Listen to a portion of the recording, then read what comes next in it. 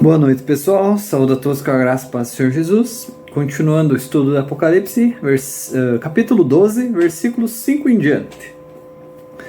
E ela deu à luz um filho homem, que há de reger todas as nações com vara de ferro, e o seu filho foi arrebatado para Deus e para o seu trono. O filho é o Messias, mas João não fala sobre sua morte, apenas que nasce e vai para o céu, sendo que toda a importância da obra de Jesus foi vir ao mundo, morrer, ressuscitar e ascender. Mas João não escreve isso. Mas isso se deve ao fato de querer exaltar Jesus, o destino dele de governar o reino de Deus. Hebreus 10, 12 a 13.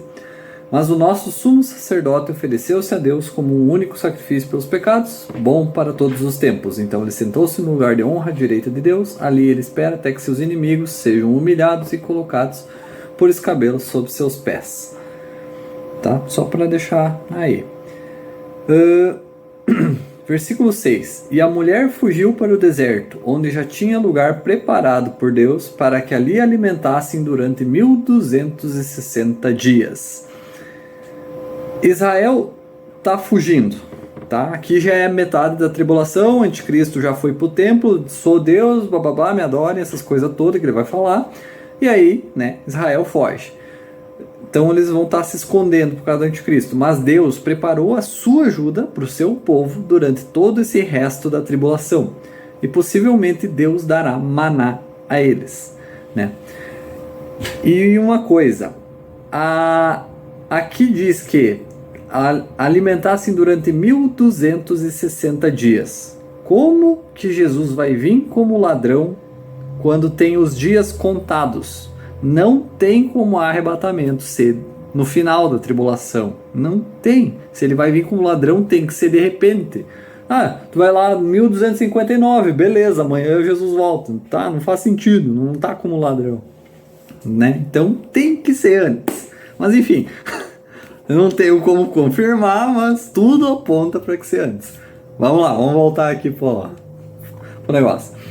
Possivelmente, o lugar para onde os judeus vão fugir vai ser Petra, um lugar montanhoso e só alguns quilômetros ao sul do Jordão, um lugar com entradas estreitas, entre as montanhas e com escavações na pedra. Eu vou colocar algumas fotos, porque mais pra frente a gente até volta nisso, tá? Aí vai ter ali uma foto de como é as escavação na parede e a outra como é meio que as entradas. Não dá para ter uma noção de como é estreito, mas é tipo, as pessoas têm que passar se espremendo assim na parede.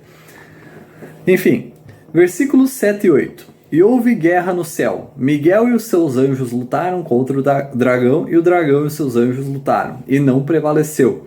Nem o seu lugar foi mais encontrado no céu. Então, a guerra contra Miguel vai ser um evento futuro. Então, por enquanto, o diabo, mesmo tendo se rebelado, expulso, ainda tem acesso ao céu. A gente pode ver isso em Jó 1, 6 a 7. Um dia os anjos vieram apresentar-se diante do Senhor, e Satanás também veio com eles. O Senhor disse a Satanás: de onde você veio? Satanás respondeu ao Senhor: devagar por toda a terra, indo e vindo nela. E seus anjos também ainda possuem acesso. Em Efésios 6,12 está o versículo que a gente conhece bem. Pois a nossa luta não é contra a carne e sangue, mas contra os governantes, contra as autoridades, poderes desse mundo tenebroso, contra as forças espirituais do mal nas regiões celestiais. Então a luta acontece na região celestial, no céu, mas haverá um dia que o diabo e seus anjos vão ser expulsos para sempre. Então a derrota de Satanás acontece em 3 passos. Ele é banido do céu, ele é preso no abismo por 1000 anos, e aí sim ele é jogado no lago de fogo. Versículo 9. E foi precipitado o grande dragão, a antiga serpente, que se chama o diabo e Satanás, que engana o mundo inteiro, foi precipitado na terra, e os seus anjos foram precipitados com ele. Para não haver erros de quem foi expulso do céu para sempre, João nos dá vários títulos ao diabo. Primeiro, dragão, fala da sua maldade e crueldade. Os judeus viam os dragões como animais de sangue frio que matavam por esporte. O que virou dragão para hoje em dia ou melhor, o que era a palavra para dragão, a partir de 1800 e alguma coisinha, virou a palavra dinossauro. Tá? Então dinossauros conviveram com humanos. Já se tem provas sobre isso, mas é claro que a mídia não fala, né? Mas se tu procurar, tu acha bem fácil. Segundo, a antiga serpente, né? Para lembrar da queda de Adão e Eva no Jardim do Éden. Terceiro, o diabo, né? Que significa jogar através. Eu falo um pouco mais detalhado sobre isso no vídeo da armadura de Deus, se quiserem dar uma conferida. Quarto, Satanás, né? Significa adversário. Ele quer machucar Deus, ele odeia Deus. E para machucar Deus, ele tem que atacar o que ele ama, né? E Deus ama nós, os humanos. Por isso Satanás quer tanto nos machucar, porque não tem como machucar Deus diretamente. E quinto, aquele que engana o mundo inteiro. Ele é o mestre do engano, o pai da mentira. Versículos 10 a 12. E ouvi uma grande voz no céu que dizia: agora é chegada a salvação, e a força, e o reino do nosso Deus, e o poder do seu Cristo, porque foi expulso o acusador de nossos irmãos. O mesmo que os acusou diante do nosso Deus dia e noite. E eles o venceram pelo sangue do Cordeiro e pela palavra do seu testemunho. E eles não amaram suas vidas até a morte. Portanto, alegrem-se, ó céus, e vocês que neles habitam. Ai dos habitantes da terra e do mar, porque o diabo desceu até vós e tem grande ira, porque sabe que pouco tempo lhe resta. Então aqui os céus já começam a celebrar, né, a expulsão permanente do diabo à terra. E quem ficou vai sofrer ainda mais. Né? A expulsão permanente do diabo à terra. E quem ficou vai sofrer ainda mais. Porque agora o diabo vai estar irado pelo pouco tempo que lhe resta, dos 3 anos e meio. Tá, inclusive até talvez a gente consiga ver a aparência verdadeira do diabo.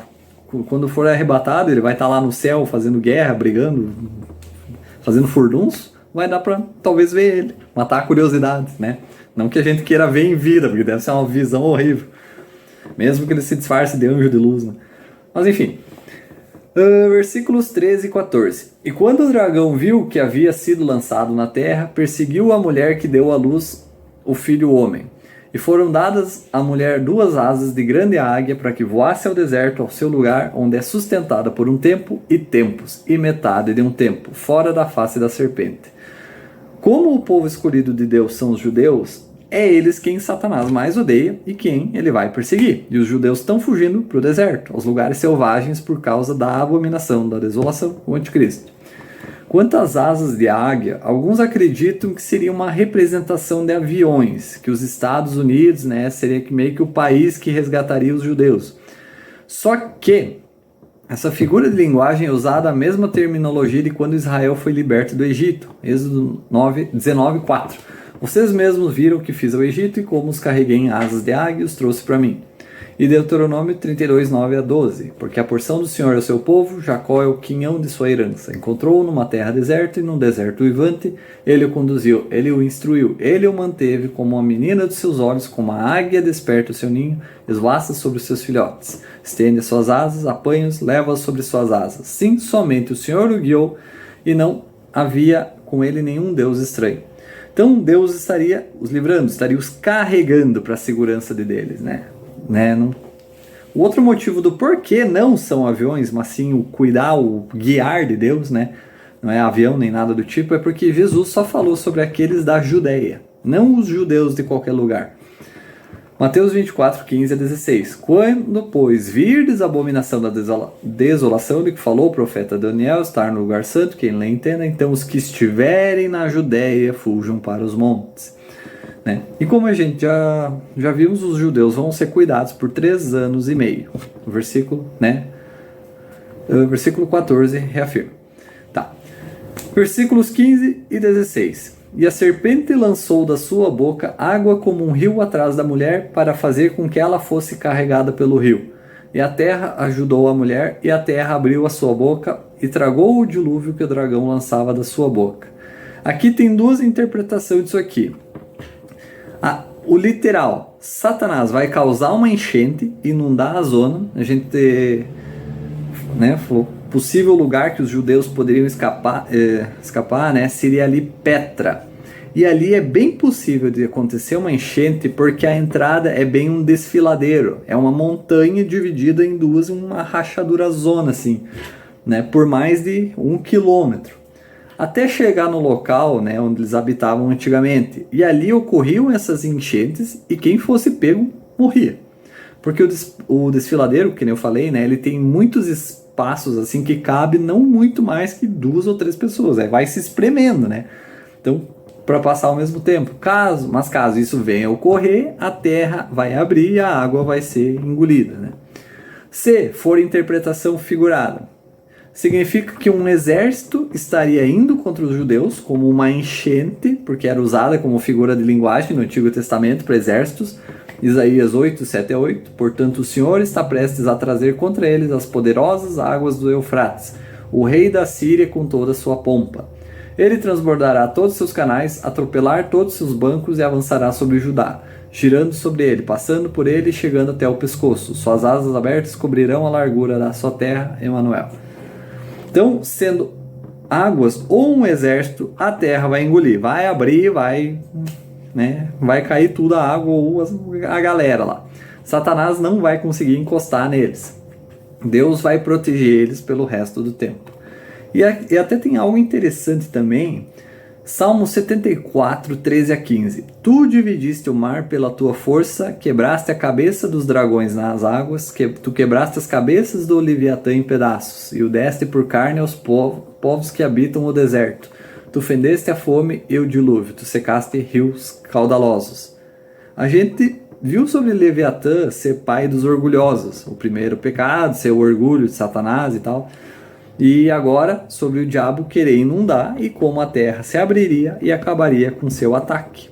Pode ser então que Salmo 74, 13 a 15 fale sobre isso. Versículo 17, para finalizar. E o dragão irou-se contra a mulher e foi fazer guerra ao restante da semente dela, que guarda os mandamentos de Deus e tem o testemunho de Jesus Cristo. Aqui a maioria dos teólogos acredita está se referindo aos 144 mil, os judeus, que são a semente de Israel, que é representada pela mulher, e são os judeus que tiveram o testemunho de Jesus. Os 144 mil, eles estavam selados pela marca de Deus na testa, então eles estavam protegidos da ira de Deus, mas não do anticristo ou de Satanás, e eles não fugiram, como a gente viu. Possivelmente são eles que estão levando o evangelho a todas as nações. E são apenas os judeus na Judéia que fugiram.